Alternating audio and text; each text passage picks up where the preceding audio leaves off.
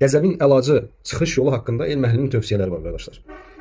Buyurur ki, qəzəbin birinci əlacı təğaful etməkdir. Təğaful etmək nə deməkdir təğaful etmək?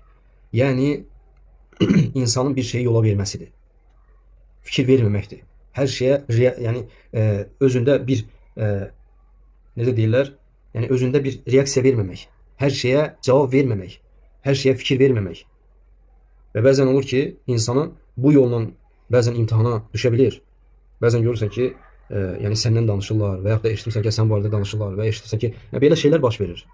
Yenə də hər bir şeyə fikir vermə. Təğaful məhz budur. Təğaful et. Yəni hər şeyə fikir vermə. Necə ki, İmam Beyhaqinin Şuabul İmanda İmam Əhməddən gəlir ki, İmam Əhmədə deyirlər ki, afiyət, yəni insanın afiyətdə olması 10'dur. Bunun 9'u təğaful etməkdir. Təğaful etməkdir. Lakin İmam Əhməd cavabında buyurur ki, afiyət 10 cüzdür. Onun 10'u da təğafuldur. Təğaful, fikir vermə. Sən haqqında danışırlar, sən haqqında yorum deyirlər, səndə olmayan şeyləri deyirlər. Fikir vermə qardaş. Sən onlara fikir verəcəksən, əsəbləşəcəksən, qəzəblənəcəksən. Necə ki, hədisdə, elə hədisimiz də ondan bəhs edir. Fəsad olacaq, cavab verəcəksən, fitnəyə səbəb olacaqsan. Allah üçün sus. Allah üçün nəfsini boğ. Biz kimik ki? 1400 ildir peyğəmbərlərə iftira atırlar.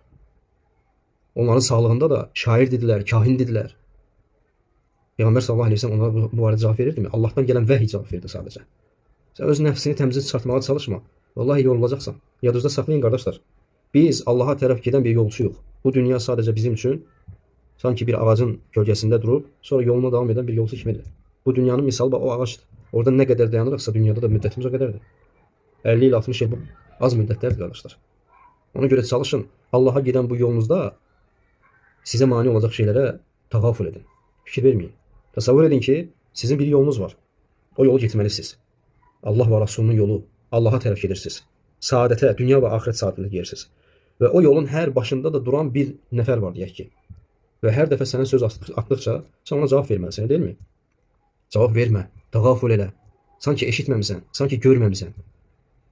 Və bu cür olmasa, sən təsəvvürlə hər dəfə dayanıb birinə cavab verirsənsə, sən o yolu başa vura bilməyəcəksən. Vallahi hərdən insan fikirləşir, baxırsan ki, sosial şəbəkələrdə və yaxud da insan özündə bir dənə fitnə çıxır, baxırsan ki, saatlarla durub o barəsində müzakirə edirlər. Vallahi sənin o vaxt ərzində 1 aya, 2 aya, 3 aya, 5 aya nə qədər gücün çatırsa, əzbərləməyin Allaha and olsun ki, şahid olsun Rəbbim ki, ondan daha xeyirlidir. Hər şeyə fikir vermə. Vaxtını dəyərləndir. Sənin vaxtın dəyərlidir. Vaxtını Allahın kitabını əzbərləməyə, Peyğəmbər sallallahu əleyhi və səlləm sünnətini əzbərləməyə həsrlə, sərf elə.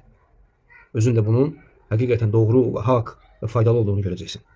Bəli.